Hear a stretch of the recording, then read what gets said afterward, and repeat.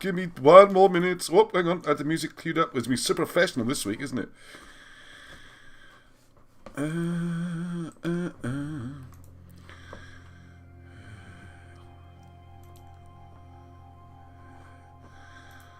Alright, enjoy a little bit of music. Let's get everything queued up. You're good to go this week.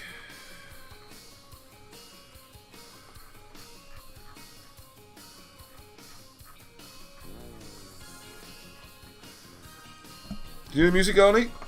I'm still trying to get it. You're not logged in yet? Well, I am logged in. Just can't get the stuff. Ah, there it is.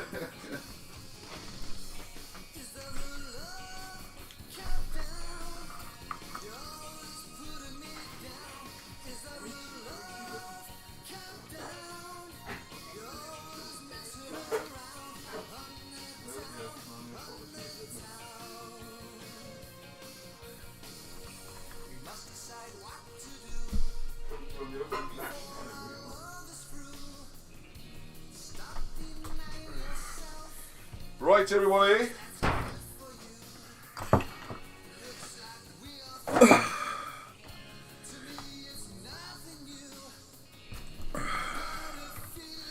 Hello, everyone.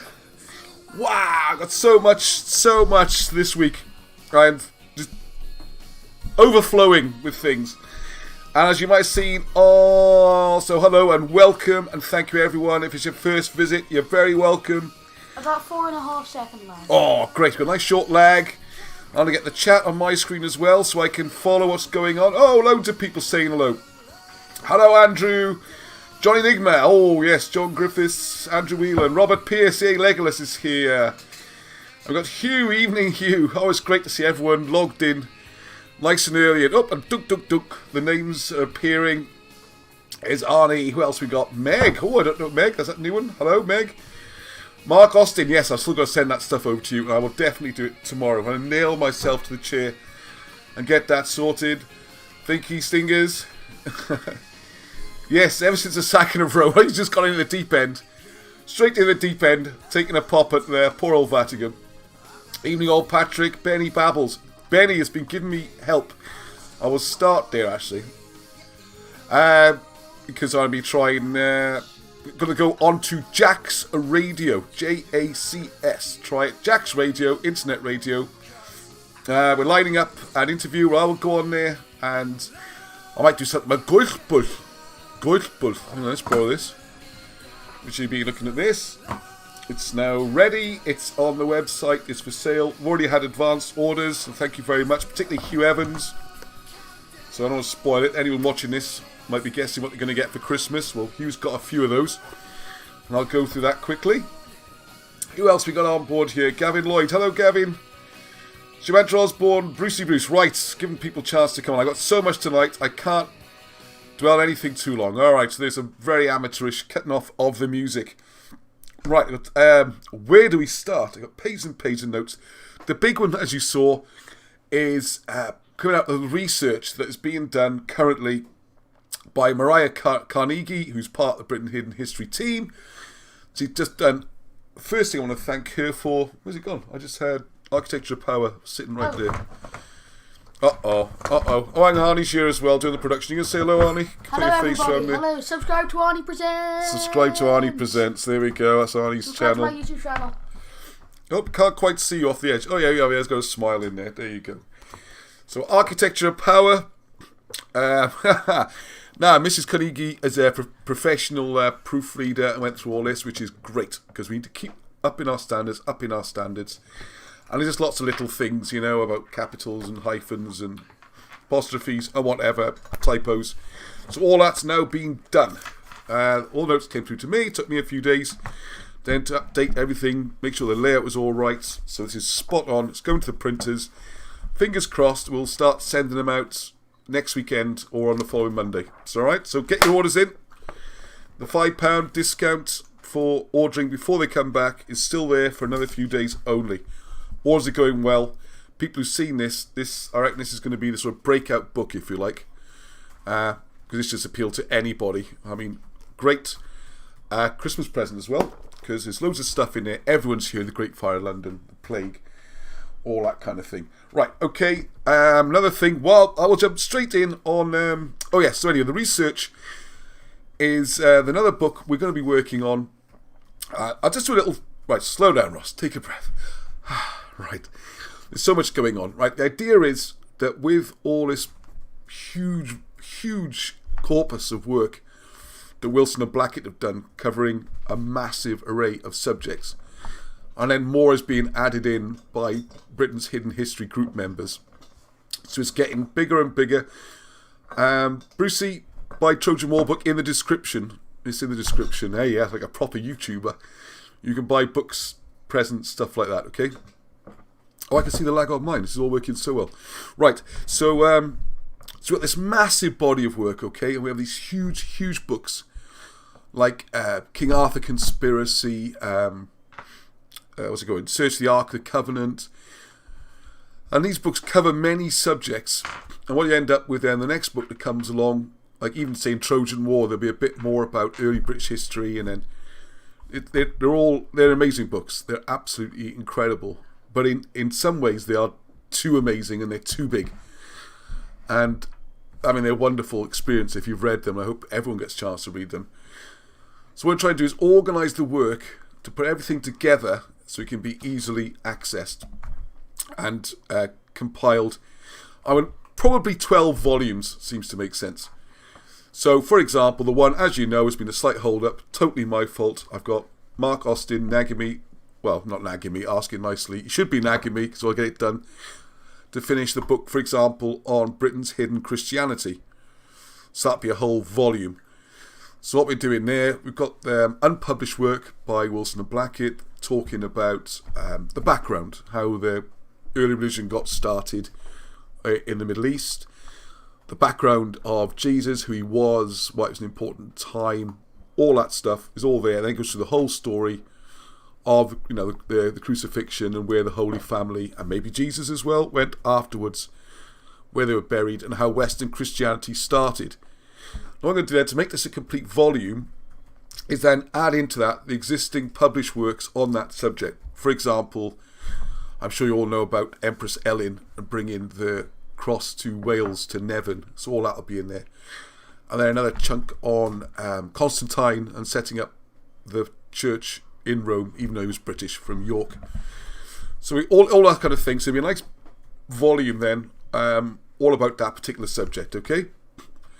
That would be the sort of the Christian book, and then it'd be another book on, say, the American connections, all about Maddock, and been talking about that with someone today, actually, all about that kind of thing. And another one that's going to be on languages, which is one I'm probably going to do a lot on. If someone else wants to get involved or do it, great. All right, don't feel as though you're stepping on toes.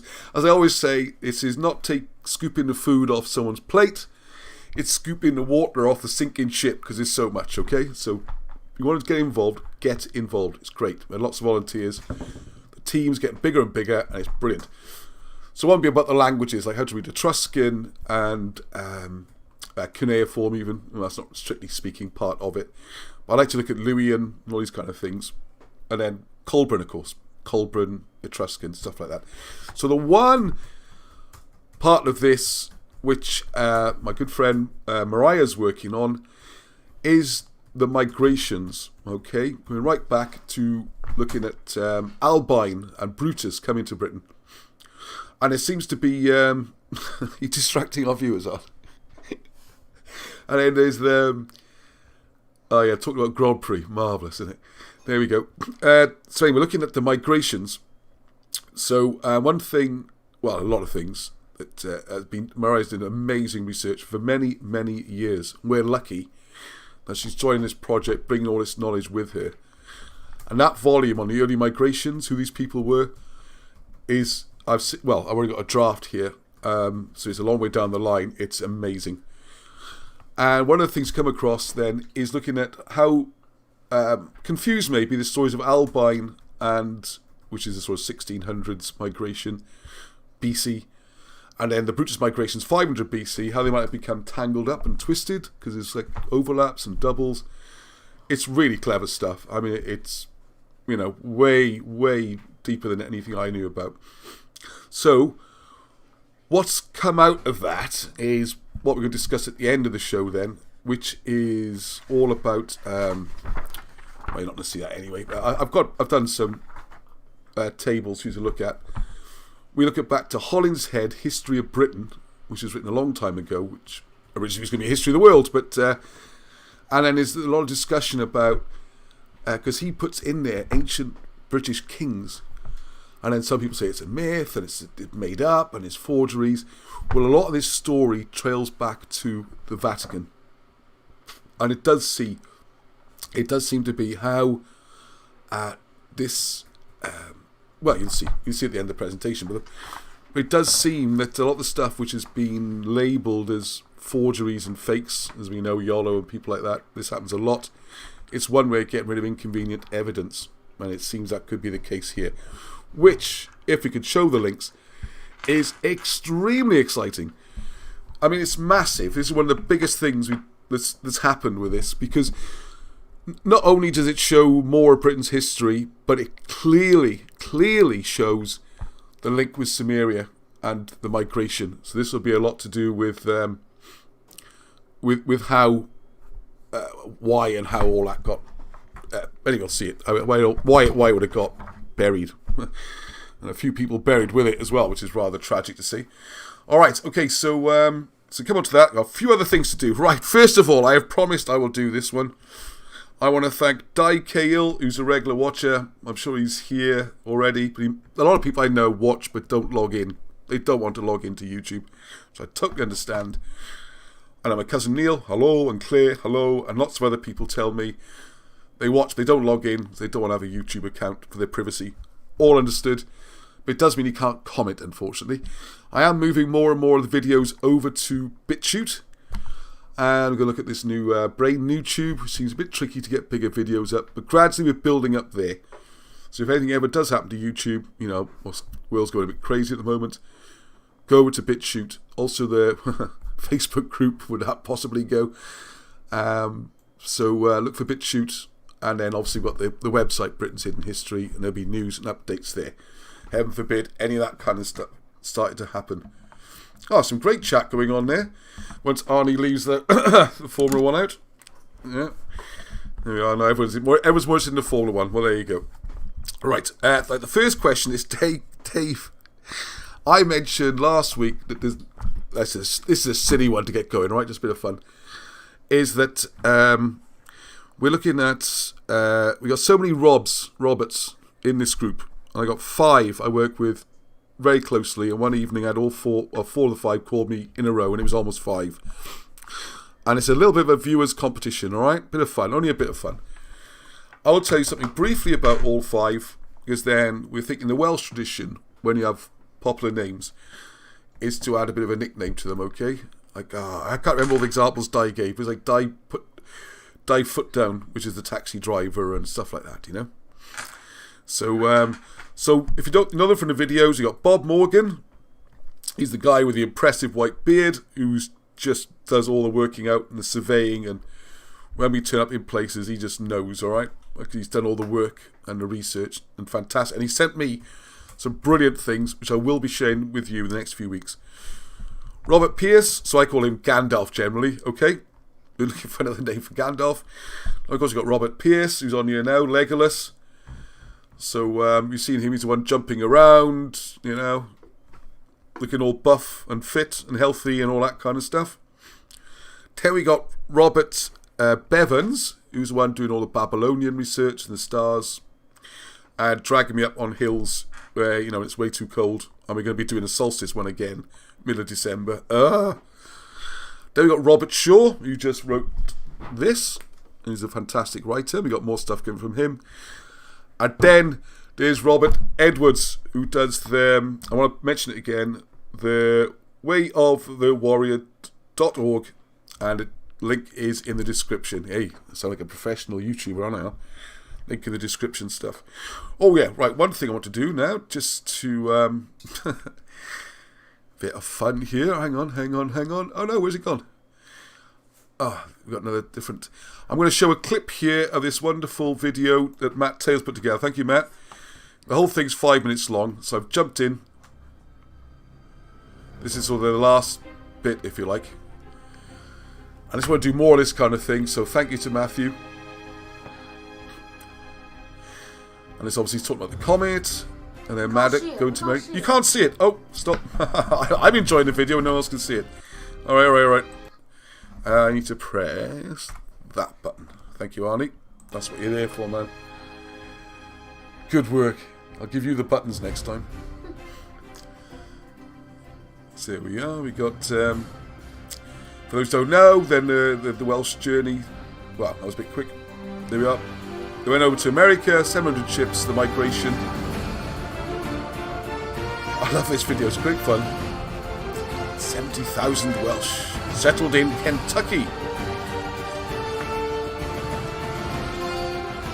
That's where Arthur's supposed to have died, there we go.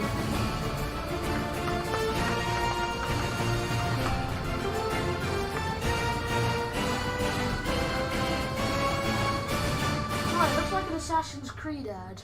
Yeah. It sounds like it too. Was that Assassin's Creed? Oh, no one gives me a copyright bust for this. This is the Coida Muster.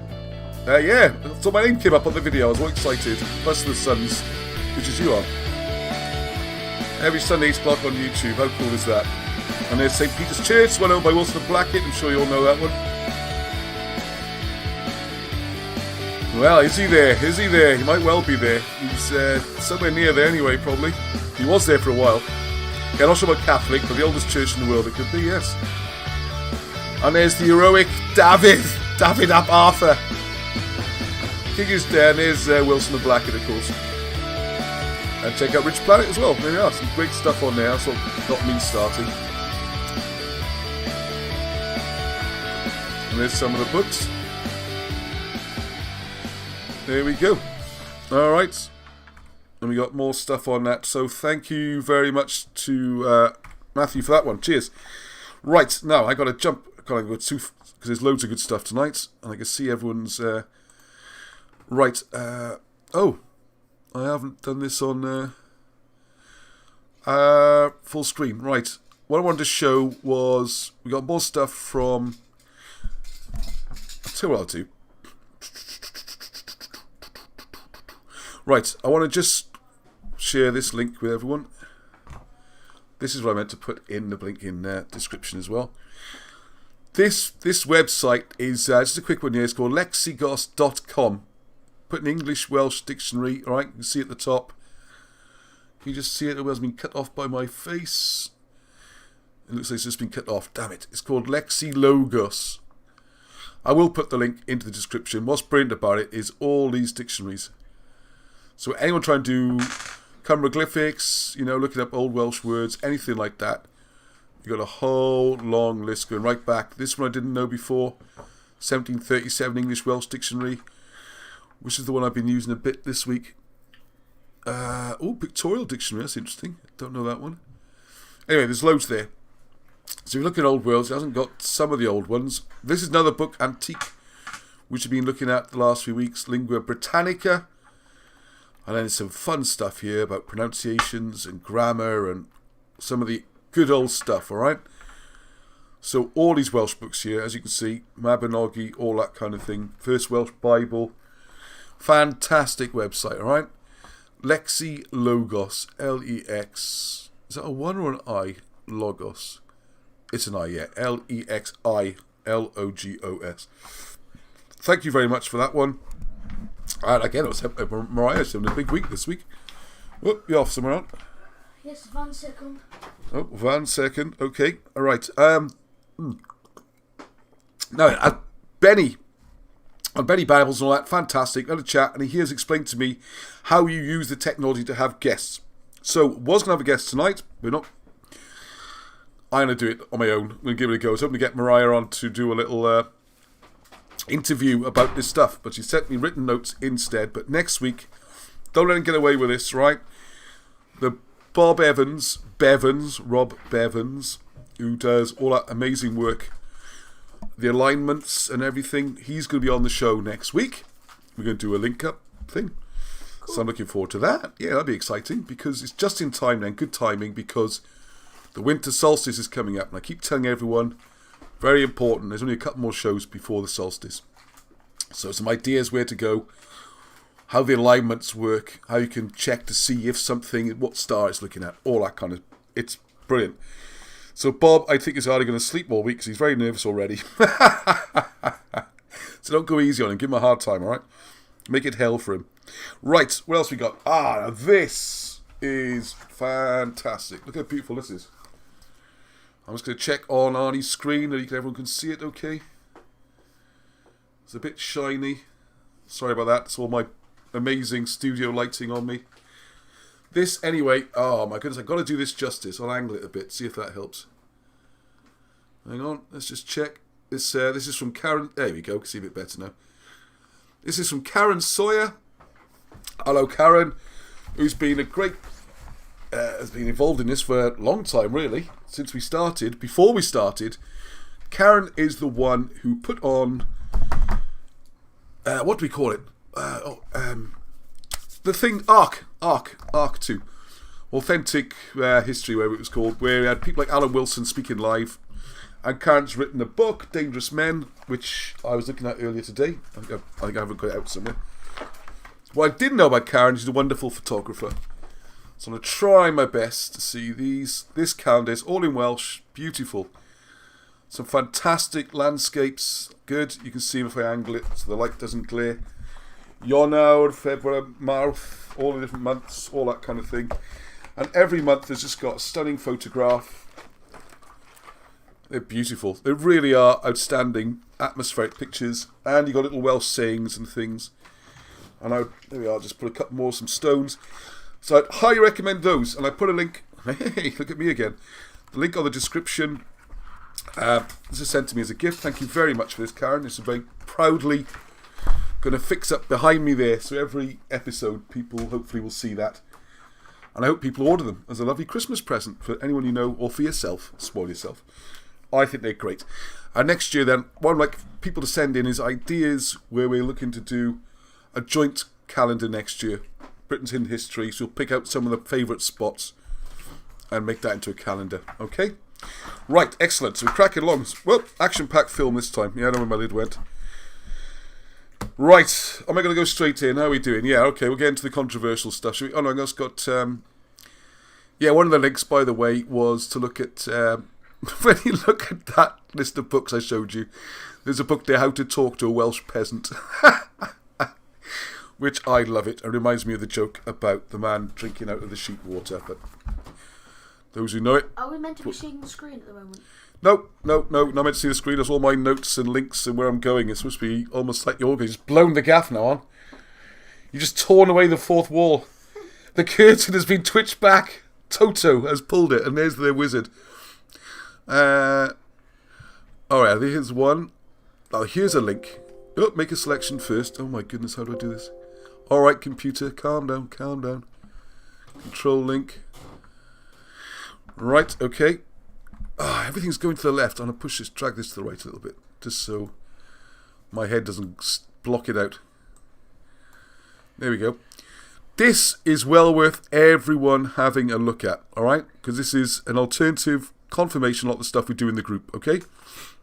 This is called the National CV of Britain. I don't know who's done this particularly. It seems to be an organisation called... Well, let's have a look, shall we? National CV of Britain. I don't know who they are, really.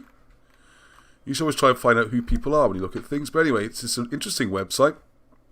And as you know, just to make sure anybody watching for the first time doesn't know too well, this is not a political campaigning channel or group. There's no politics on the Facebook. Life's politics. There's some things you can't avoid discussing. But no contemporary issues, alright? People have whatever views they like. That's their business, but not when we're discussing this. This is exploring history for the sake of finding out and getting back identity, soul, all those kind of things. So if you've got no history, no past, then what do you have to look forward to as a future? That's all it is, okay? What people want to run off and do with the information, that's up to them. Right, this National CV of Britain, what's brilliant about this, it gives, it's an alternative site, if you like, a different direction, and if you look down here, this goes back into the megalithic culture before Sumer and ancient Egypt. Ooh. Put into the Bronze Age. Oh, I see, right. Invented Druidism and engendered Christendom via Helen of Britain and her son Constantine the Great. So a little bit mixed up to the way we look at it, or slightly different. Ben also looks at common law, trial by jury, habeas corpus, constitutional monarchy, democracy, all this kind of stuff, age of reason, all these wonderful things. So I don't know what they're doing with this.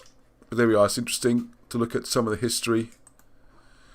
And what is the best part about this website and why I think it's worth going to have a look at, this nationalcv.org.uk, is all these links you can have a look at. Also a quick look at mining. Maybe I haven't looked at this. See, there's quite a lot of information. Loads of it, in fact. I'm scrolling down. So I would like to spend more time having a look at that, see what they've got on there. Looks very interesting. Megaliths, here we are. That's how we're kind of... There we go. Ice Age, megalithic culture. Alright, so just sharing that because... Where's that one? Sorry. Göbekli Tepe. I'm going to do one on Göbekli Tepe soon, a video on that. I don't think it's tens of thousands of years old at all. And I think it might be on the Welsh or British migration trail. Alright, so there you go. This is something I thought I'd share because it's sent to me. And I'm sharing it because there's a load of stuff on there, which is interesting. And let's get back to my notes on here. What's the next thing we got? Right. There was a discussion this week about vitrified forts. And I'm going to whiz through because I want to get to the big one. Hang on, let's do this right. Where's my pictures of caves as well? What do I have to do to get this to open? Control and click. That should be it. Come on. Yes, if you're, I'm sure you're aware, there's a lot of discussion about the comet, which would be probably another book by itself in our volumes. Because when people say there's no evidence of the comet, it's just one of these. I don't know where they think the idea came from if it's not real. Some of the amazing imagination came up with this idea one day. Hey, let's say the whole thing was wiped out by a comet. And then just plant loads of evidence around the country and make up loads of written records. And to me, there's got to be something as part of this. And for some reason, this link isn't working. Great. Right, what I was going to do is just look at, if you're not aware of it, one of the bits of evidence, physical evidence that you can see, or is claimed to be physical evidence, is the vitrified forts. And what that means is stone that's actually melted and sort of moulded together. They've got two blocks. It's so hot, it melts the stone and they become one thing. Whether or not it makes it stronger or weaker seems to be a discussion point. Right, come on, my computer's jammed on that now. Here we go at last. God, that took long enough, didn't it? Okay, so we're discussing with someone in the group this week about the evidence for it. And what's weird is the more I look at the evidence to disprove it, the more to me it proves that it can't have been man-made, because there's all these experiments have been done whereby they try and recreate the conditions to melt the stone to show that it was man-made. And there's some weird ideas out there. Honestly, people talk about, they say we're crazy for coming with different ideas. You want to see some of the official ideas. One was saying they're trying to set the whole of these castles on fire. This is current thinking, by the way. This isn't a long time ago. As some sort of display of strength or something by the Romans like the sort of shock and awe tactics. By setting stones on fire. The energy that's required in these experiments. They just melted their whole castle with a seemingly colossal oven just to show off. Yes. Like, we got the biggest oven, Yes, that's the kind of thing. Yeah. Well, it's funny I should say oven there, because the reason he's saying that, of course, is to make anything melt like this. This is National Geographic about it. The only way they can do it is to use what they call box kilns to get the temperatures. Because the problem is, even with coal, you're lucky to get 500 odd degrees as a maximum temperature, whereas you're going to need well over 1,000 to melt stones, and for some you need 1,500 Celsius. This is, you can more or less double these for Fahrenheit, okay? So what they're saying, you put wooden timbers between the stones when building the model structure. So you build it with the wood, or so you're building it just so you can burn it. I mean, there we go. And they say it weakens a fort. And the experiment really solidified the point of view that weakening a fort was the motive. So why would you build a fort with the wood already in it? Just to weaken it. Arbitrary size composition of the building materials. Then it says they were not as good engineers as the people in the Iron Age. Right, I'm not going to go through it all now. I'll just say flag this is coming up, because one of the things you'll find with this is the temperatures and that just don't work, okay? Because the reasons I just gave. And I recommend people look at more of this, and I was going to show more pictures. I'm aware of the time. I'll do that next week and do a proper video on it. Okay, what else do I have to cover today? Just a quick one. I think I mentioned it already. I did the Goithboys. I just want to show you inside. Rather attractive little sets. So you get this beautiful box. Nice hard quality box. And then you get a board for playing Tavel, which is a sort of Viking version of the game. Then you got the star map one for the Welsh one. You get your 2 sets of pieces. And there'll be a printed set of rules which will give you the Irish game Fitchel, the Welsh game Goithboys, Viking game. And then I think, I mean, games is my background really. I used to be a bit of a chess player and all that kind of stuff. And games, alright? So there's clues in the historical records for how you could play a version with dice and gamble and add some chance. And I think I've worked out some good options how you can do that and have a bit of fun. And maybe even put a couple of beers in it. And it could be a fun Christmas gift. And also in there, the upgraded version, if you like, you can also have a little chess set in there. You can use these pieces to play drafts anyway. I would put a chess set in, the whole lot. Alright, so it's a lovely gift. And no one's going to have those under their Christmas tree already, okay? What else is there to mention? Yeah, please, similarly, if people could get copies of the music and Wilson and Baron Blackett's book about St. Patrick, that would really help everything out. And I've got boxes of them. I need, please. They're great presents, and it would really help me out as well. Right, okay, let's crack on. Hang on a second. Just click. Alright, so where's my slideshow button? Okay. Right, how are we doing for comments, Are we having watching here? Oh yeah, everything's good. Quiet, is it? Yeah, always some comments. So apparently this... Right, hang on, what's the question? Creates higher temperatures than a Oh, right, excellent. Hugh Evans, yeah. It can turn people into chocolate, so... Oh, in the He's saying... In the Harrison Ford film. No, but, yeah, no, Hugh's all about the historical one. Yeah, who knows what the Ark of the Covenant might have been. These not the ruins, joys you're looking for, yes. We got the sun expanded. See, the problem with the sun expanding theory for why all these buildings are burnt is why they're only burnt in certain places. If it's the sun expanding, the whole earth would have that. Whereas the examples seem to be almost exclusively through a swathe through England, really, got the most of it. That's why Cloiger cultures disappeared greatly, because it got destroyed. And then a lot of South Wales got destroyed through southern Ireland. Bits of Gaul on the edges of it also got badly damaged, as is Sweden, South America. So if it was a volcano or a sun or something like that, why wasn't it everywhere else? You know, it's strange. You can almost follow the path. Well, you can follow the path. Major part, yes, Sally Templar, yeah, major part hit Bolivia, and a lot of evidence for that. And one of the things which, thank you for mentioning that, Sally, one of the things always interests me is that Wilson and Blackett's latest research, they're getting a bit old now, I'm hoping to give them a bit of a G-up, almost forgot, please send Christmas cards and messages for Alan and Barham to me this week, because you'd be surprised how time runs out. So if you want to send them a card directly, fantastic, more the better, right? Send them a letter, anything like that. They love to receive it. But if that's not easy for you, or you live abroad, or whatever reason, or you can't get out because of lockdowns, whatever the excuse, whatever the reason, doesn't matter. The thought really does count in this instance. Send me a message, I will print it out, and I'll put it in a bundle. I send them stuff just about every week, okay? And cards, pictures, poems, messages, anything. Bundle it all up and send them. It really, really does help, okay? Alan feels a bit lonely up there quite a lot, alright? So please do that, alright? I'm looking for lots of emails to me or through Facebook, any way you like. Print them and in they go, okay?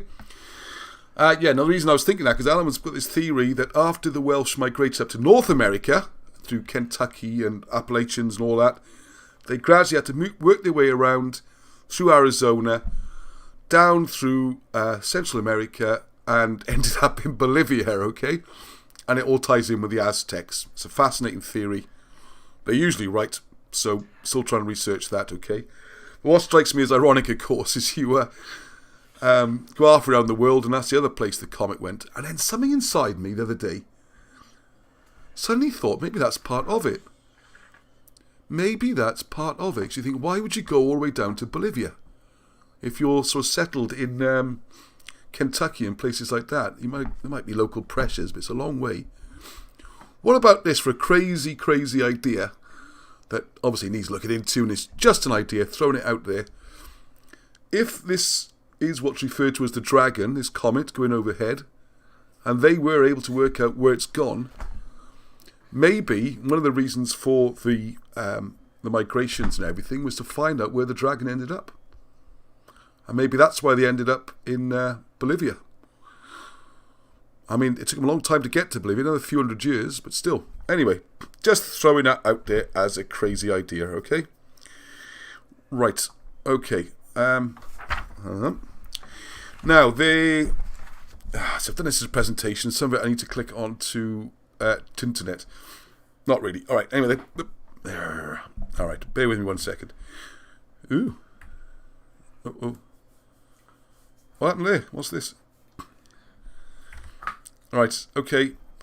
Right, if you know about the history of Britain and the history of the ancient kings lists, we're on to the main feature now, okay?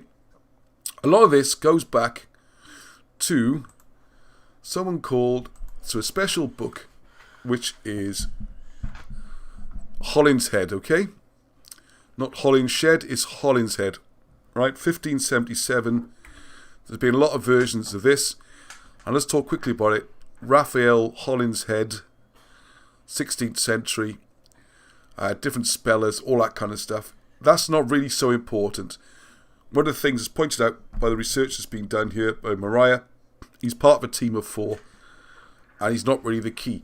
What is important, though, is, and you'll see John Leland and people like that were involved in doing this. And I try my best to do this justice, okay? Because it's quite a complicated subject. It's not my area of expertise. I am learning. I got to read this, the draft book that's been sent through, bits of research. So come follow through with me, okay? So I'm just going to read this little bit here. This is Wikipedia, of course.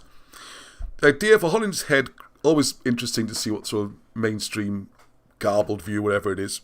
This is the kind of accepted stuff, all right? The idea for, which reminds me, one at the end. Sorry, I forgot to do one for Lego. Right, the idea for Holinshed Chronicles was born from Reginald or Rayner Wolfe, a London printer. Wolfe was one of the original members of the Royal Stationers' Company. In 1548, Rayner Wolfe conceived the idea of creating a universal cosmography of the whole world. Those are the days, eh? And there with also certain particular histories of every known nation. He wanted the work to be printed in English, and he wanted maps and illustrations in the book as well. I know the feeling. Wolfe acquired many of John Leland's works, and with these, he constructed chronologies. This is a key bit. Lists of dates and kings and battles and things like that. And drew maps that were up to date. This book took 24 years of his life. Alright, so anyone who had thought waiting for Trojan War was a long time, took him 24 years. However, when Wolfe realised he could not complete this project on his own, he hired Holinshed and Harrison to assist him. I think there was one more. Alright, so that was the team. I'll tell you a little bit more about the book. You can read this yourself, it's easy enough to find. The point was, they printed this vast book. The Privy Council took bits out of Ireland that were controversial. They took out some other bit. This book is very important, alright? Because in the Renaissance, this inspired a lot of what happened. You can see here, for example, Shakespeare took a lot of his historical plays from the information in Holinshed's Chronicles. So it's a very, very important book, okay? Shakespeare wrote about them, King Lear, who's at sea. People don't realise this. How many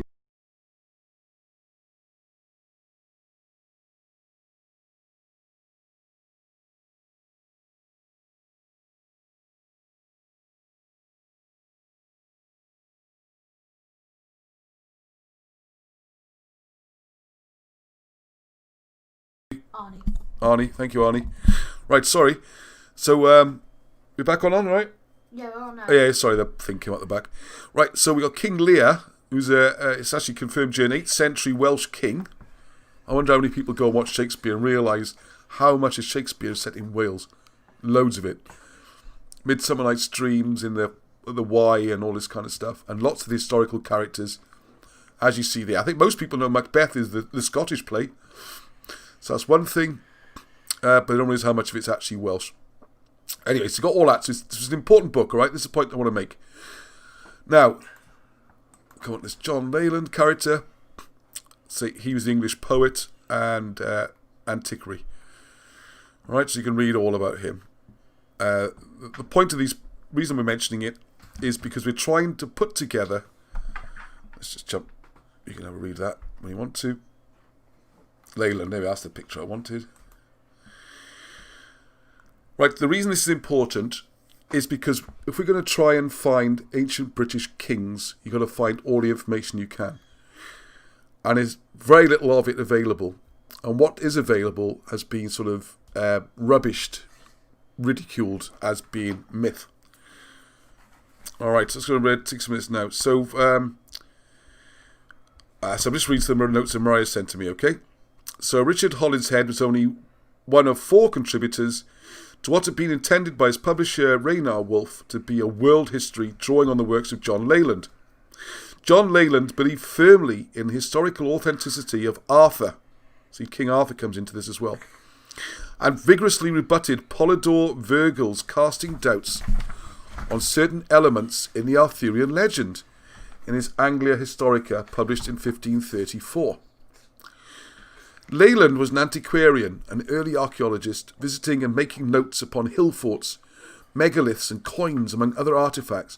Imagine what walking around Britain would have been like in those days. I mean, so many monuments and things have been destroyed or removed or built over. There must have been so much history everywhere, because there's still a lot now. Anyway, back to the notes. Both he and Holinshed were in a position to consult the work and to work on. This is where we get to the Vatican connection, okay? Annius of Viterbo. Some Latin. Excellent. Thanks a lot, Maria. I don't use my glasses to read Latin. That's my lack of a classical education lets me down, eh? Brosi sacerdotis Chaldiaci antiquariatum Italia Actotius orbis libri Quinca, which included a list of British kings. If genuine, this is the key, because this, just to point out, I don't think it's here necessarily. Viterbo draws on work that goes all the way back to 3rd century, and I believe that's 3rd century BC. We are talking really old records. These would be the oldest historical records in the world, probably, apart from like pyramids and hieroglyphs and things. But anyway, so this old history included a list of British kings. So if genuine, this is enormously valuable because it neatly fits between Albine and Brutus. So what we're trying to do is, there's questions which I think, having read a lot of the work already, Mariah's brilliantly answered. Questions I've always had, like, why would people follow Brutus? Why could Brutus just turn up in Britain and not have to fight a war with the people already there? How did they divide up the land? Why was there not a conflict between those already migrated with Albine and those coming over with Brutus?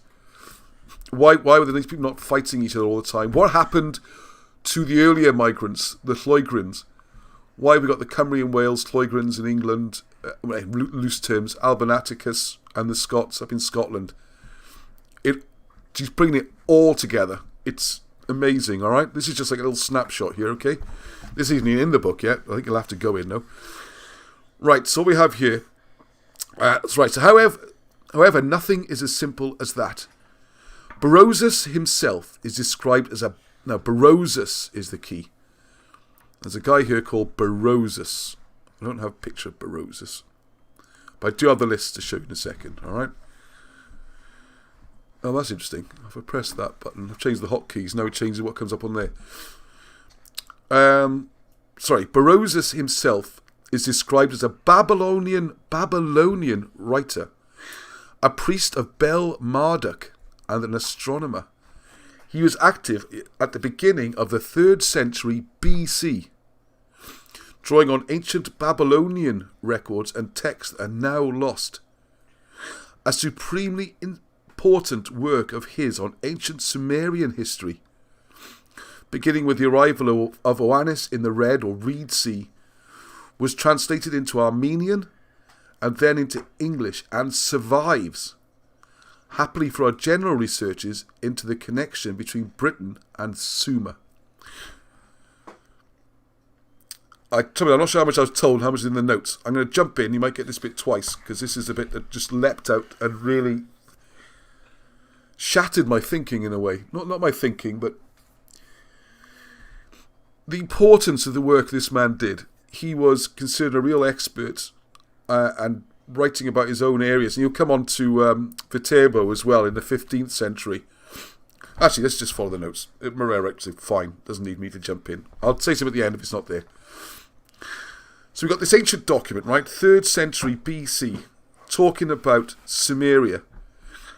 This is important because this is where the British migration is supposed to come from. Not just the Welsh. We're talking English, Scots, all sorts, okay? Maybe Somerset means people of Sumer, and we've got Surrey meaning the Syrians. It's all that same area. It's crucial, okay? So, Annio de Viterbo, 1432 to 1505, so 1400s, was a Dominican friar, or Dominican, some people say.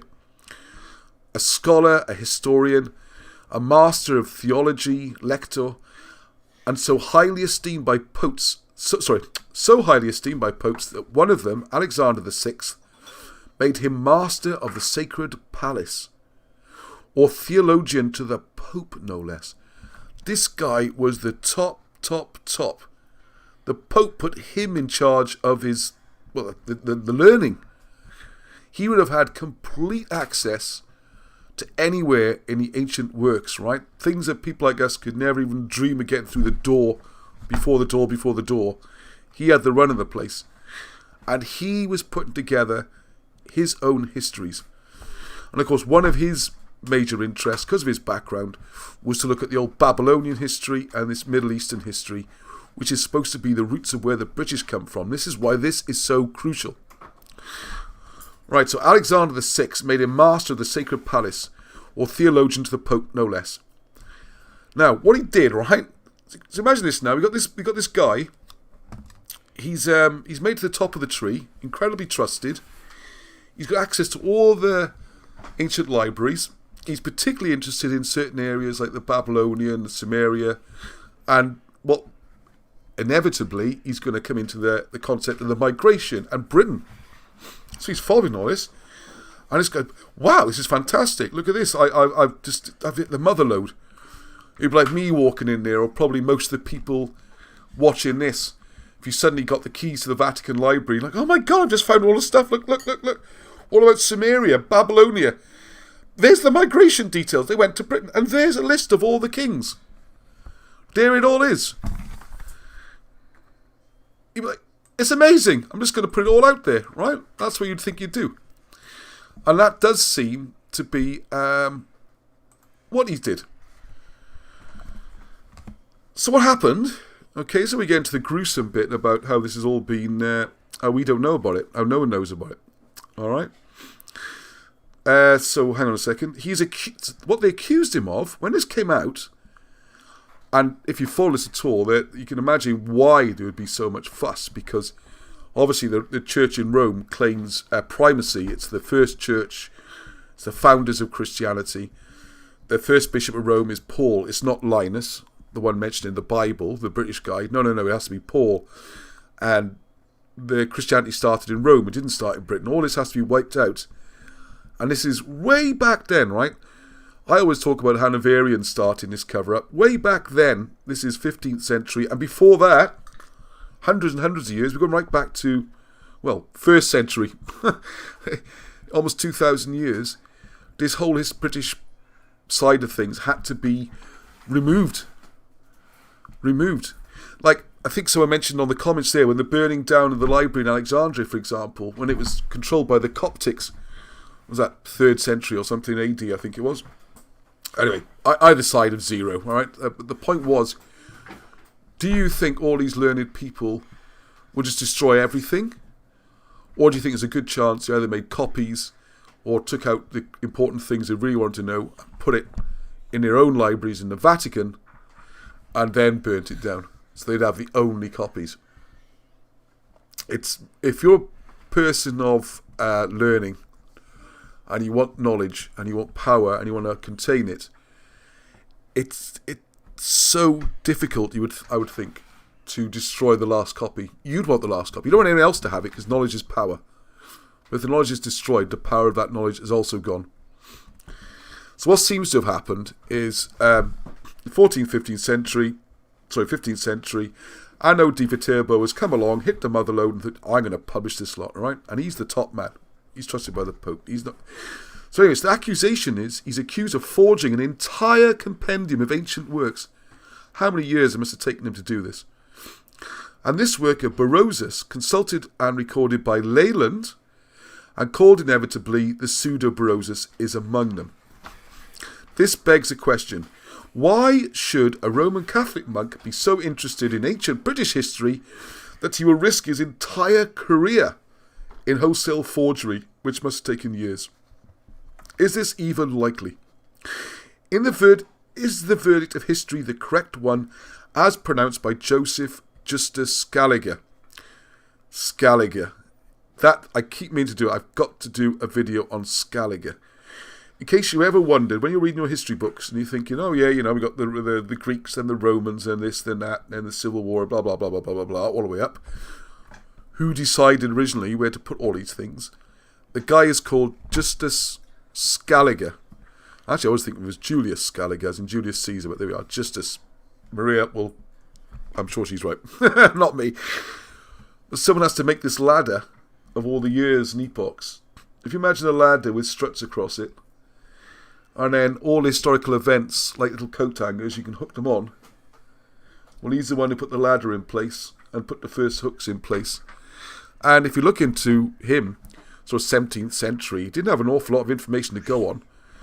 And it wasn't like a massive undertaking of hundreds and hundreds of people trying to put the history of the world together. This bloke just did it, really. And that's remained the basis ever since. I'll tell you, the more you look into this hidden history, it's not just British hidden history. It's bringing everything. It's just weird. Anyway, so Justus Scaliger, or Julius Scaliger, I thought he was. And I will do a video on him. I'll put him in for next week. Because it's called Scaligerian dating, if ever you're wondering. The person who decided, the Romans were like, 400 BC to 400 AD, and this was then. He's the one who put that basic ladder in place for everything to be hooked on, okay? And the more you look into him, he's not very convincing on why the whole thing hasn't been looked at completely from scratch. Since then, I have no idea. Unless you read Fomenko and the Russian historians and New Chronology and all that, who might have gone a bit too far. But they do make some good points in doubting what he's done, okay? Anyway, so Scaliger had formed an unfavourable opinion of the English, because he was moving around Europe, being persecuted and stuff, and got into religious troubles and all sorts of things. I think he ended up in Belgium or Holland. He weren't getting on very well with the British. So anyway, this is Scaliger, right? This is a quote from Scaliger. Formed an unfavourable opinion of the English, their inhuman disposition, and inhospitable treatment of foreigners, especially making a negative impression on him. So that's the guy who's basically the father. Look up Scaliger. Scaliger. You will have a shock. I had a shock when I found out this, years ago. Everything's based on what he said. So or did Annio perhaps come across a secret body of papers in the Vatican's library upon which he based his compendium? Is this, in short, an example of the smear tactics for which the Vatican has always been notorious? Anyone who has read In God's Name by David Yallop, can you follow the comments? Will know what this means. Annio had as many believers as detractors. This wasn't just one lone wolf conspiracy theorist sitting in his cellar with the internet. This was the top guy in the Vatican.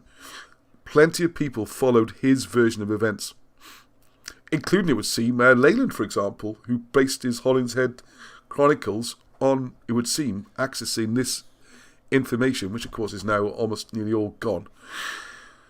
How does that happen, eh? It's amazing. It happens in a lot of libraries and museums, isn't it? Crucial evidence just disappears somehow. Their main job is to keep stuff like this safe. There we go. So anyway, so Anio, so he published a translation. Sorry, Richard Lynch, that's going back to the printer, remember at the beginning? He's also believed it. He published a translation of Anio's work in 1601 under the title of An Historical Treatise of the Travels of Noah into Europe. Bit of a weird title when you look at it from our perspective. But what he's really referring to, of course, is their migration, which indicates a fair degree of confidence in his source material. It is a thousand pities, I agree with you, Maria, that what we have of Barosius's work survives only in other people, so we cannot check for ourselves. So he's got references to Barosius' work. This is where we are going to come around in a circle in a minute. Back to Holinshed. If Annio di Viterbo was another of the Vatican's countless victims, we have at the moment no way of knowing for sure. The Catholic Encyclopedia is surprisingly kind about him, but nowhere can I find how he ended his days. What happened to him? Did he go the way of the likes of Galileo and others like that? Or anybody really who came up with the information. You think how much the reaction was to what might be considered less sensitive information? I mean, even Scaliger went through persecution and stuff. You know, he was, what do you call it today? Probably called hate mail today or something like that. What he went through was quite frightening. And he was doing nothing compared to Viterbo, who was basically uncovering, the British, look, they come from the Middle East, they come from Samaria, here's the migration, here is the list of kings, which I've been teasing you with for ages. So we're almost there. So in the meantime, there's this bit there. Working on the assumption that Holinshed list is genuine, just for the sake of argument, okay?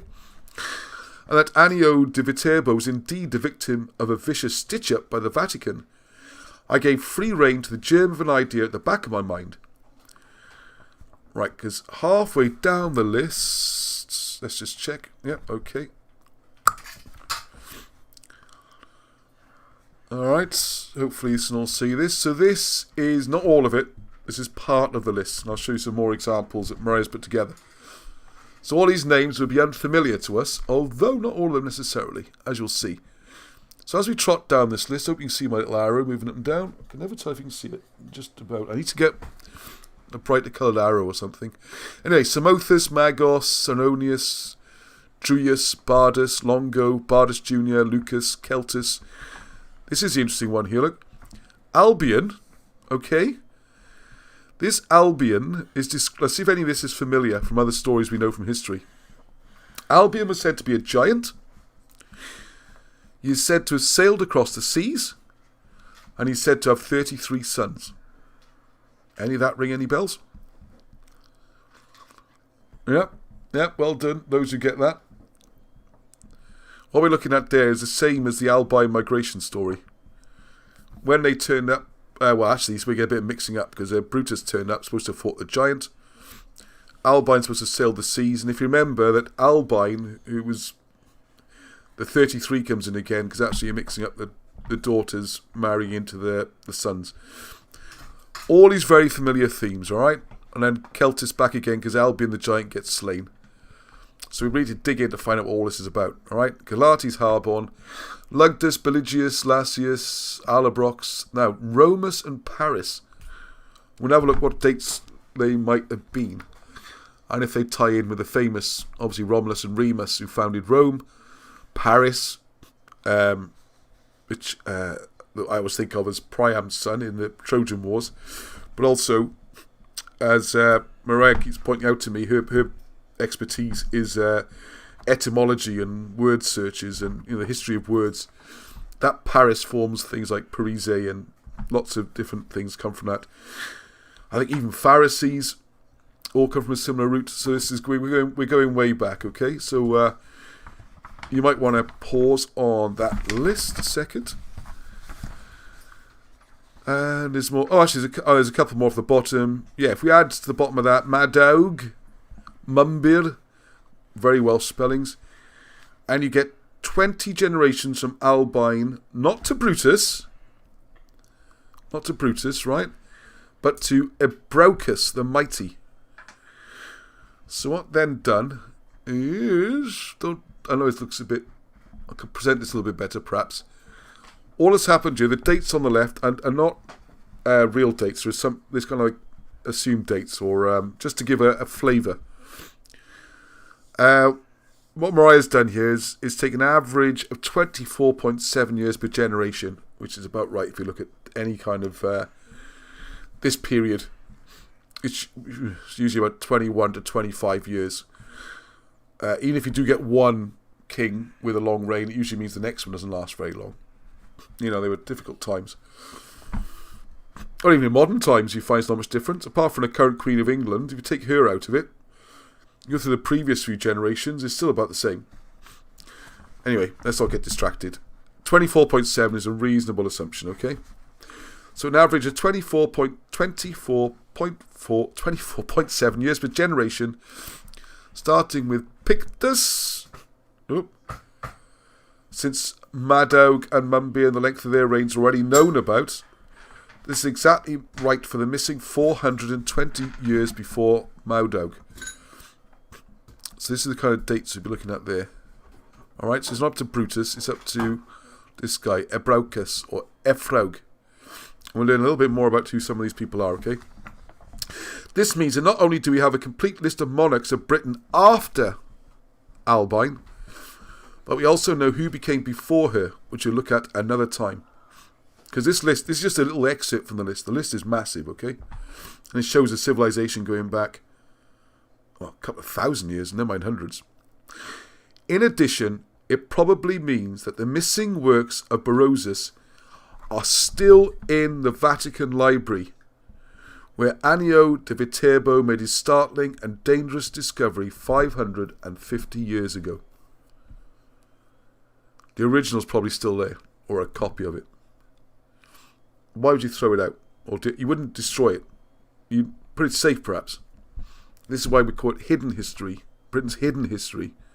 Not neglected or forgotten. It's hidden. People know this stuff, and they keep it from us, okay? So in the next instalment, you got me all excited now, Mariah. It's worse when I read the introduction to a book. I'm like, where's the rest of it? Oh, I haven't written it yet. And it's like, So in the next instalment, we will see if we can get behind some of the names using a Sumerian dictionary. A lot of them look like Frankish, Trojan. Perhaps we can conjecture from this that some of Albine's people crossed the Channel. Let's go through some of those dates. From the coming of... there's a quote here. Who's this quote from? I think it must be from Holinshed.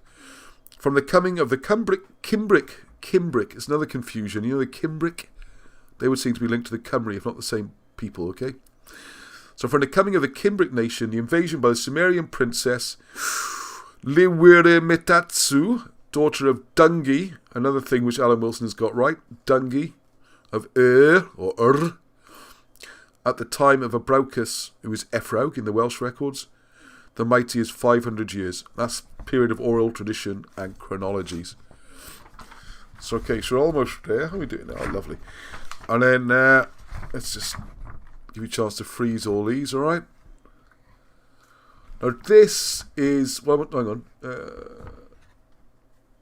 Yes, so I should have mentioned this. If you look at the top one, there's that name I just struggled over. Princess Liwirimetatsu of Sumer, later called Albin. So we talk about the Albine migrations. Her actual name could well have been, seems to have been, Liwirimetatsu, okay? And then come over to Madug, and this is the one who colonised Albion. And then we look at the dates, 1560s.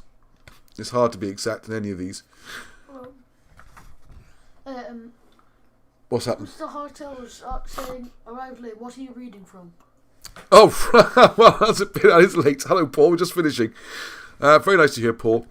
Well, just quick recap for anyone coming in late is we're drawing the links here between throw me now, Holinshed, the Holinshed Chronicles, which is a historical book that a lot of people like Shakespeare and Marlowe and all sorts of people drew on. Holinshed drew by going back to a person called Berosus. My notes all over the place, I've took it from memory. And what one of our people here, Mariah, Carnegie has done, looked into this, where Berosus got his original information from was, I'm going to have to look at the name again for this one, let's get it right, a historian writing way back in the 3rd century. And all this has been presented as a forgery, and Holinshed was all based on some forgery. Make sure it doesn't come out. But as you'll see when you get a chance to look back through the video, it seems very unlikely that it was a forgery. This was the top man in the Vatican wrote this, Berosus. He had no incentive to do it. He seems to have genuinely discovered some ancient information, brought it to light, saying, wow, look at this, I've just found stuff which shows the British going back to ancient Sumer. Here's a list of the kings. Isn't this all wonderful? And not so wonderful for him, because he was smeared, and that was kind of the end of his career, really. And we're not even sure how he ended up. So that's what tends to happen to people who expose all this kind of thing. Not anymore, though, of course. So, well done on that. So that's what we're looking at here. So these king lists, going back to Holinshed, and the research that Mariah's done before that as well, gives us something to look at. So we got some of the bottom ones there, and the next page I want to look at particularly. This really gets interesting because Celtes, and I mentioned this as well. Oh, here's a good one. When I was talking earlier to Mariah about this, the top one we got Celt. You know, one of my pet bugbears is British, Welsh, and Irish getting called Celtic. They're not. They're a tribe in France. And I mentioned to Mariah that the word Celt, if you look it up in the Old Welsh Dictionary, means concealed or hidden. And quick as a flash, he said to me, oh, like occult. Celt, occult. Another one of those Welsh words or British words that's crept into the mainstream vocabulary. Occult seems to come from Celt. So there you go. Anyway, welcome, Paul, to the programme. The payoff, if you like, this is the final one. So what we got here is some of the Vatican and the missing British kings here. So if you look through, you will find some interesting notes about each one. And like I said, specialities looking into words and where they come from. So you got Lugdus. So Lugdus, both a British and Celtic deity, that means light. So a lot of these things. Part of me, I got this nagging thing in the back of my mind, which I need to discuss with Mariah about, is that when you'll see when the Britain's Hidden History comes out in a few weeks, I haven't seen that for ages, I do apologise, but you can see things have been busy, is that one of the very subtle things that was done on some of the old Welsh lists, chronologies, and one of the reasons they don't match up, one of the things people say they're false or forgeries or just made up, is because they don't match with each other.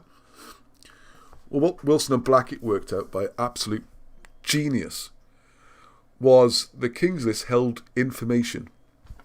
So you'd have, I haven't discussed this with Mariah yet, so she might shoot me for saying this now, but I'm sure I'd be interested. So what you would do is you put the first few names would be names that everyone recognises. So on the Welsh ones, you might go back to Belly Mawr or something like that. So you have the first 2 or 3 recognisable. You'd make the last 2 or 3 recognisable names. So like if you're Hywel Dda, you know, Howell the Good. So Hywel Dda, and it'd be a couple of his generations before that people would recognise. What you could then do, because don't forget, at this most of its history, Wales has been a country under persecution, where even having a pen could get you executed. You know, writing history and things like that was strictly verboten, you know, not allowed at all, by pain of death. So what you would do is the middle part of the list would not be a list at all. And this is what they worked out. What you would then do is tell a story, well, not the list, it's a story of the fact that Jesus did not die on the cross and he came to Britain. And you can read the Welsh words. Safe in the assumption that, I don't want to make this an anti-English thing, okay, because this is British history, and the English have lost more than anybody. Keep emphasising this. It's not a Welsh thing. The Scots, English, Irish, anybody in this country, whether an immigrant, whether you lived here for hundreds of years, whatever, the Lloegr English history has completely gone. English people think they're Saxons, right? Real British history, that English history has lost more than anything. It's completely gone. So what you would do to hide this information is put them in lists. And I look at these lists and I just see a little bit of that possibly thrown in here. Maybe they're not all names. So I just looking at translations and stuff, and you got light and... Anyway, I'd like people to... is this anything to do with Jesus? Interesting. Yesi. Yesi was known to the Druids long before the time of Jesus. Yes, Yesi is part of the old Druidic Trinity. What have we got? Oh my goodness, brain's gone mad. Taran is thunder, and then Yesi's the last one. I can't remember the second one off the top of my head. Anyway, the Trinity. They're one of those things which ties Druidism to Christianity. Which I forgot to mention in the discussion earlier. Someone was asking me about it. Now, this is interesting. Harbon probably has the same... When you got Habren, which is the same root as Severn, the River Severn. And also Chevron. If you know a chevron's that kind of shape. Okay, and if you look at the logo, or coat of arms for Glamorgan, you'll see 3 chevrons. Which goes all the way back to ancient Egypt, if you look at that. When they draw in their bulls and faces on the hieroglyphs, on the pictograms, you'll see with 3 eyebrows. Which seems to be the same as their Glamorgan chevrons. There's more about that in the Cymroglyphics book, which the second edition's coming out soon. Steve and those people, the publishers watching, if you're watching this, it's almost done. It's great to rewrite, okay? Needs to be out there, though. I know. I'm trying to all hours. Okay, all right. So now we got Alabrox, which means foreigner, exiled, those from another country. So I'm starting to get the feelings that they might... Celtis is hidden. And you got the powerful people there, Galates. Anyway, I'd be interested to see if this is a message here. Maybe hidden. There we go. Hopefully it's a list of kings, though, as well. It can be both, by the way. Just not always using their most well-known names. But anyway, this is the... Going to the big was Romulus. Is that the time with Romulus and Remus? The legend of the finding of Rome. Looks a little bit early to me. I think all these dates should be shuffled forward. And anyway, Mariah will have worked this out, and she will show me how. Like I say, I'm quite new to a lot of this. Why I'm throwing ideas out here is not to... This work is fascinating. It's absolutely crucial. It's huge. The reason I'm asking questions and throwing things out there, I want people to look at this and come up with their own thoughts, translate the names. Oh, that's right, Paris, the Percys. See what you can come up with, you know? Let's take it on. See if you can think, what are the books we should be looking at? What are the sources? How can we take this further? Because it really is... well, it's enormous, you know? This... it's done that thing again. Oh, yeah, you seeing me anyway. I'm still seeing this presentation. I can't get rid of it. Can't win, can you? So, oh my goodness. All right. So time's okay. I'll try to make it so I can see some of the comments as well. Arnie's so fascinated by the subject matter, he hasn't... Alright, you there? You want to come in? Let's shuffle up. There we are. Go sit next to your old man. There you go. Everyone see you. For the feedback I get, people are more interested in seeing the boys than me, so there we are. You come in there. There we are. Isn't that nice? There we are. Right, so, yeah. Right, I've got some comments to read. Okay.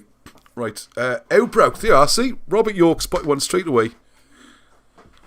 City of one of the old Welsh names there, Elbrook for York. Scaliger Scoundrel. I think Scaliger, in fairness, Harry, was a Protestant, I think. Anyway, the present delusion emanates there, as does the Big Bang that they intend to destroy most of us is no secret to intelligent man, right? Pictus in that list. Thank you, Hugh. Yeah, there was a Pictus. I know that ties, and I know that talking to Mariah, and please, this is not my specialist subject, this ancient stuff I am starting from scratch, along with Babylonian history and about 5 other things. It's so much going on, it's great. But the Picts will also be the same word root as Scythians, apparently. So there is some saying in that. Anyway, so we got, like all dates are coming in. Up with a cult meaning hidden. Yeah, Celt. Celt means hidden, and from Celt we get occult. Occult means hidden. Siege all the way to something. Yeah, thanks, Chris. Well, it's more Mariah's work, this one. I'm trying to get more people, more brains on it, right? More brains on the subject. All helps.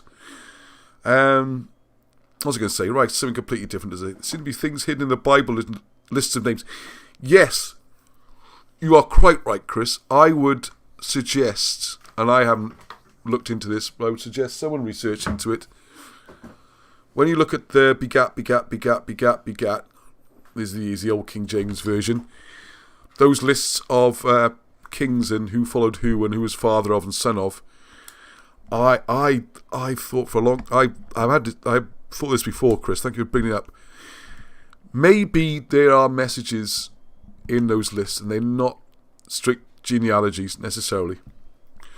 Just putting it out there with a lot of this stuff. So please look out for this. Can you pass that blue folder? Be very careful because there's stacks of stuff in it. This is my to-do reading list. Don't worry about the cards on the top. Thank you very much. So this, I'm just going to give people an idea. I get in trouble now. I know this is right. What might just to give a little. So it's all typed up. Just so you know, these things are happening. You might be able to read them from there. We've got tons of stuff. It's coming out as fast as we can publish it. Do need help and support, though, all right? Particularly on the sales front. Please, please, please. It'd be a tragedy if we ran out of money because I got boxes full of books and tapes. Or CDs, sorry. I'll show my age, aren't I? Tapes. So all this goes covering, this is tons of research here, all about how we can trace Brutus and who he was. And what I love about Mariah's work is she's classically trained and really knows her classical histories and everything. And can bring in all the Roman writers as well.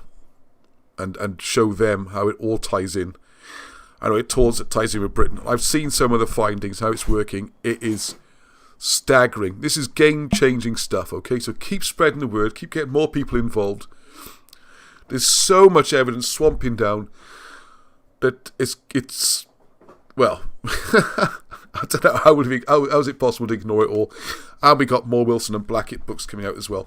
Now, there is some effect. I just want to show...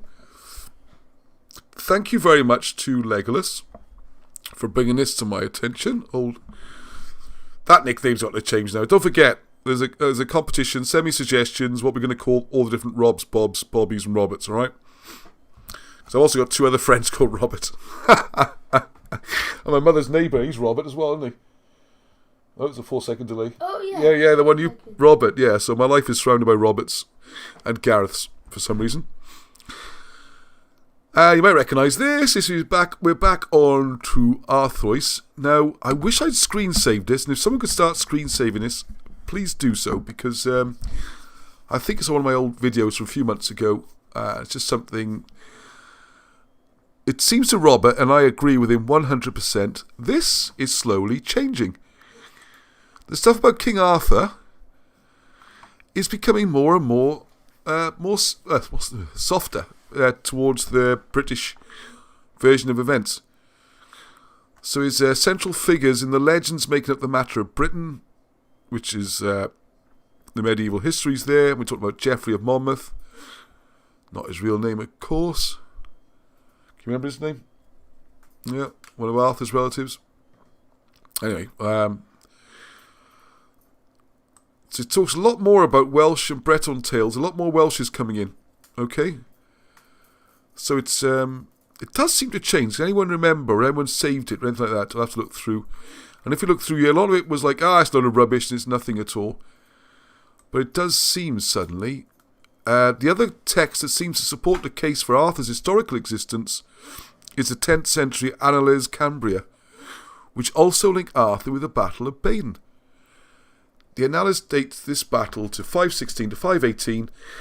See, we're getting nearer. The timescale's coming in. If you just sort of allow for the 33 years difference between dating from the birth to the death of Christ, then you get pretty much the same dates that Alan Wilson's been on about for years.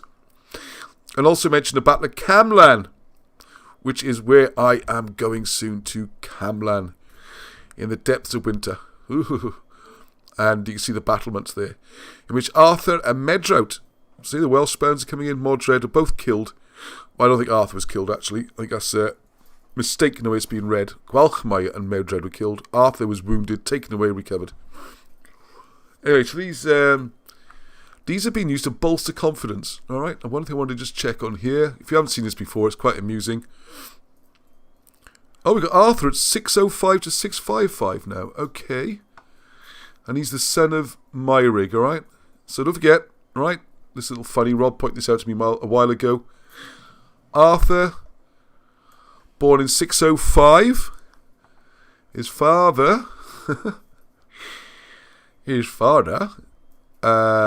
where's his father's dates? Oh, there we are. Here we go. He was in power sometime before 470. So say he took the throne when he was 20 years old. That's pretty young. Then his son was born when he was 157. So fair play to old Myrig. So hopefully his stuff will start to catch up soon. And he's said to be buried in Llandaff Cathedral. As we haven't seen Monica this evening. But as Monica likes to remind us, he's buried in Llandaff. Oh yeah, the other thing. I remember now.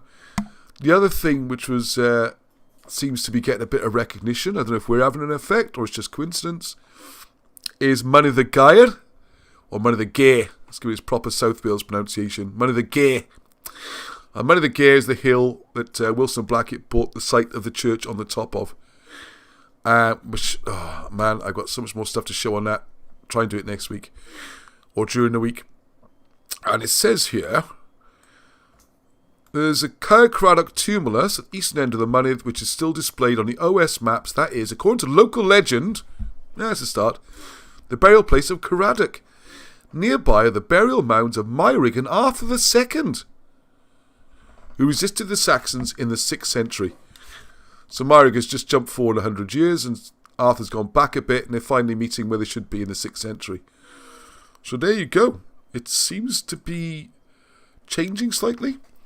Right, anyway, one last happy thing to finish on. And this is great. And I want to say a special thank you to Richard Evans. I'm getting so many presents this year. It's lovely, right? The calendar just reminds you from Karen. Da, da, da. And I'm going to put... I'm going to be like a professional DJ now. Watch this. Watch this, Benny. Saying I should... me and my big mouth. Why did I say that? Oh, I never know. Maybe you'll do this jockeying on there one day. Oh, yeah, I can nail that. No problem, mate. Come on. I can just gently fade in a track. Put it in the background while I'm talking. No problem. Yeah, I can talk all day like this. Right, anyway, so, complete loss. Oh, yeah. We're on me, aren't we? Are we on me? No, we're not on me. Let's go back on me. Christmassy sounds. Richard, complete surprise, dropped by. He'd been down to Cardiff. He's from North Wales. He's a Gogsy. To see his friends, and he got me some lovely presents. I'm going to show that one last. Oh, what's this? Ah, you haven't seen all these, have you? Ah, you're out playing, you see. You had rugby today, wasn't it? This says... Look at that. Isn't that lovely? I think I'll come up with the camera. Nah. Oh, let's put it the right way up. There we go. Ah, it's so bright here, these lights. Nadolly Clowen, yeah, with a little belly kind of... Snowman. Yeah, snowman with a carrot sticking out. Look, it's cool, isn't it? So there we also got... These are not for sale from my site. There's just presents from Richard. Thank you very much. Next year, we have some Britain's Hidden History bells and things. I love all this kind of stuff, by the way, in case you're wondering. Anything like this. How my boys do. This is now an unboxing. Look at this. An unboxing video. See? Got the jargon. Now get a bit nearer. There we are. I can see you then. I'll move up a bit. There we are. Come on. Unboxing. And this says Carnarvon. See? I'm not anti-North Walians or Gogs. Richard's one of my good friends I've made through doing the Britain's Hidden History. It's brilliant. This lockdown is really messing things up a bit at the moment. When you get a chance, go out with other people, see the sights. There's no better way to make friends. Oh, pick it up on. I just dropped it. Doofus. I know I'm a doofus. I know, that's the important thing as well. It's okay. It's okay. It's wood. It'll survive. Out walking for the day for a good few hours. Get some exercise. Get the blood pumping. Maybe pop into a bar after have a pint. Chat with not like-minded. I don't like that because it implies you can't disagree. You can disagree as much as you like. People with similar interests. There's no better way to make friends. Get some exercise. Enjoy some countryside. Enjoy the scenery, okay? Oh, you're frozen. No! Don't freeze now! No! Stay with me. Can you still hear me, can you? Yeah. Alright. I can unfreeze it. I can unfreeze it. And it's throwing I up can't a remember. horrible picture too. Well, that'll cheer Arnie up. See if he's frozen in that situation. What do you call that? A meme, innit? Memes. Me frozen with me with poking my tongue out or something. I look terrible, didn't I? Oh, I don't know what's going on now. Anyway, I don't know why that suddenly froze. No, you were like this. I know. I looked a bit like you, I thought. You gotta be careful, you know. Everyone says you look like me, so you wanna be, you know, you'll make that be a good thing, don't you? Stab himself rather than go up with that. Anyway, so what's the next one? Because we, as you know, Christmas has been going on in our house since October, right? Anyway, there's another bell. I was going to put them on the tree, but then people can't see them. I'm going to try and rig something up so everyone can see them when we do the videos, I think. Yeah, can you read that one? There we are. There's one test for you on. Irwitha. Not bad. Irwitha. I think it is, but yeah, Irwitha, yeah, could be, this rubbish, world's most rubbish, DJ here. Hang on. Oh, Crystal Fire and Blues. I don't have that very often. There we go. Oh yeah, we do. It's just every video. Irwitha, if you don't know, that's the one for Snowdon. That's the Welsh name for Snowdon, up in North Wales. But where's the last one? You had it. Oh yeah, you dropped it twice. This is my favourite. This could become. I was going to come out wearing this on a little button or tied to my jumper or something. Can people see that? It's just slightly low on the camera, and I better put it a bit higher up here. Oh, it's too bright. You can't read it. I'll angle it. Let's see if you can angle it. This lighting setup I got is great for seeing my face, but it's not so great for seeing. This says Heddwch, and it's a big heart. It's not even Christmas, is it? It's not just. This isn't just for Christmas. This is for all year round. Okay. My big heart, wishing peace and love to everybody. All right. That's very much me, and so it's great. So there we go. Stick together, people. Yeah, always stick together. Right, you love the show. Thank you very much. Good, okay. Right, we'll just come towards the end now. Dial for Mertha. Yeah, that's a funny one, isn't it?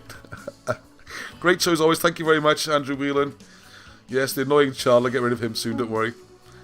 The Great Reset, global communist behaviour takeover. So much for no politics. You got almost every type of politics in there. I'm making no comment, alright? I'm making no comments. North Star from independent tropical Wales. Thank you, Andrew Whelan. Yeah. Lights from sunny Llangollen. Yeah, say goodbye from wherever you are. It's a shame not everyone's logged in and can comment. North Star Pope, keep safe, Alan Rees. And I know Richard is there. Thank you for these wonderful gifts. These are the kind of Christmas presents I like, alright? Nothing too expensive. I shouldn't say that. That sounds rude, doesn't it? What I mean is little fun stuff like this. I love this. I love this. And actually, these are good quality. Actually, these are. Feel the weight on those. This is like. We have these for years and years and years now. It's quite good. And I love this. That's going to go prominently on the bookshelf somewhere. Okay. All right. Great job. Often wondered about the early kings, Chris. Yes, so have I, and I cannot wait. Cannot wait to get reading into this. It's like I've got so much to read again. So don't forget, everybody, please support stuff. There are links in the notes. Like a proper YouTuber there, wasn't it? No, it wasn't. It wasn't? Oh, alright, I thought I was doing my best. Let's see. Thanks so much for watching. Smash that notification. The like smash the like button. Hit the notifications. But most people aren't even logged into YouTube, see? So not going to happen, is it? That's a shame. Hey, don't forget this book. That's the last week to get £5 off, because it is going out next weekend, or possibly the Monday or Tuesday. It's shiny here, isn't it, these lights? Architecture, power, beautiful. 300 pages, just about. If you have not already. Arnie's giving it the hard sell. Right, anyway, I shall leave everyone to it. Unless you've got any other questions, I'm just going to check through my notes, because I do have other things to talk about. Oh, this isn't an extra topic, alright? So I'm not being too naughty. I know people complain. They log out and they find they miss something. Here we go. I just want to show this quickly. Just a quick one, alright? Hang on, let's get it on the screen. Goodbye, everyone. Oh, and he's off. There we are. He's very keen to get to bed because he's got school tomorrow. No. No, he's not keen. No. Look at this. If you remember, just a quick one here. We went to Clydach, and Robert Evans, or Bevans, was when I took a bit of film. If you haven't seen the video, please watch it. It's a good video showing how Clydach seems to be an interesting area for star following and sun following, all that kind of thing. And one of the things he pointed out was the cave system links up all over the place. And here we have some photographs of inside the Clydach caves. Pretty marvellous, aren't they? Fantastic. And, oh my goodness, look at him up to his neck in water there. Oh my goodness. The reason I'm sounding so worried, we got a new member in our group called Craig, who lives very close to me, and actually his son plays with my son, Arnie, there. So, I was going to say he's offered, more like threatened, to take me caving with him. There's some more caves very near to where we live, near Taft's Welsh. I didn't even know existed. And Ali's dad. You know, Crazy Ali's and Crazy Dad, yeah? Yeah. He said, don't worry, we got all the ropes and all that kind of stuff, and they're going to dangle me down, so, I'm not very good with confined spaces or heights, so we're going to do caving on ropes. So I had to say it on the show tonight, so I wouldn't bottle it. For the Arnie Presents. For Arnie Presents? Me, the spinning chair. He's a spinning chair, oh, if you want to be... Oh, God, he's just destroying the place now. An Arnie Presents meme. An Arnie Presents meme, if you spinning for your channel. Yeah, so, look out. I don't know when we're going to do it. Probably very soon. I don't think it matters what time of year you go down a cave, does it? It's blinking cold, wet and miserable all year round as far as I can tell. I'm not good at that kind of thing. There we are, we're going to start making some more spectacular films. And we got some climbing to do as well. Wear a GoPro on your head. Wear a GoPro on my head? Mate, I'll be terrified. I know a GoPro, I think I have to have a separate cameraman. Oh, they make me feel dizzy. See, even that's making me feel queasy. Watch him spin on a chair. What chance have I got spinning on a rope into a cave? I know, this channel and everything seems to be getting bigger and bigger and bigger. And I seem to be like the sort of comic relief at the front of it. Not a free Jar Jar Binks. Jar Jar Binks, what a Jar Jar Binks, the British history world. Oh, gee, thanks, Arn. That's so nice of you to say so. Where can I put this picture so people can see it? Hang on, I got another picture here. Just about Clydach, just so I can nail the Clydach thing. Oh, alright, okay. Hang on, up you go. Alright, quickly.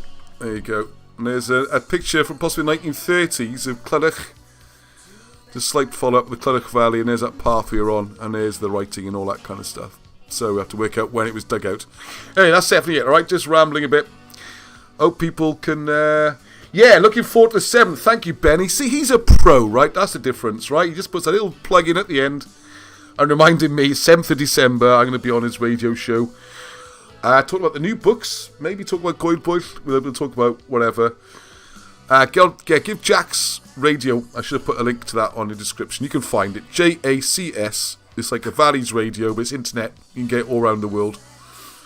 And that'll be in the evening sometime. I think when it... I never know what to call you Benny. He always calls himself Benny. I think that's okay.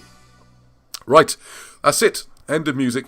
I'll put another piece of music on just to close down the show. I'm not going to say anything more for now, apart from good night from me and... Oh, I sound like Ronnie Barker then, didn't I? Didn't mean to say it like that.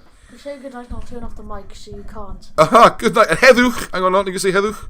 Heddwch. Love, peace, everybody. Heddwch. Yeah, I have. Oh, no, then.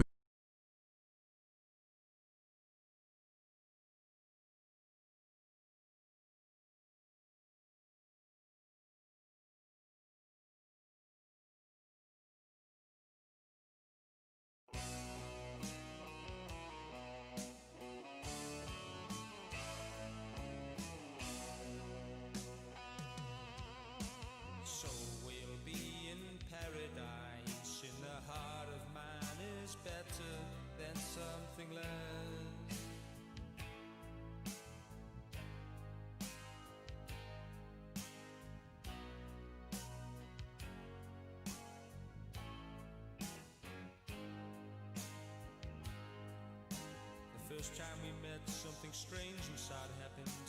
Nothing to equal the emptiness.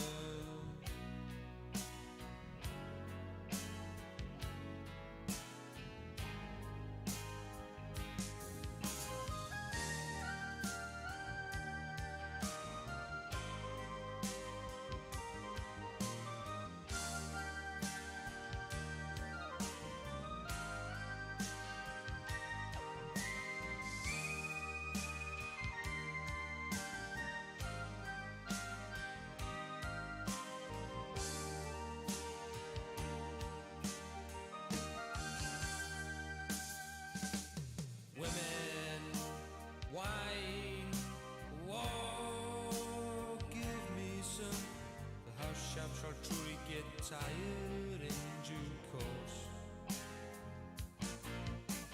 Another thing to say is my Jaguar still standing out in the rain on Water Street. So we'll be in paradise, in the heart of mine is better than something less.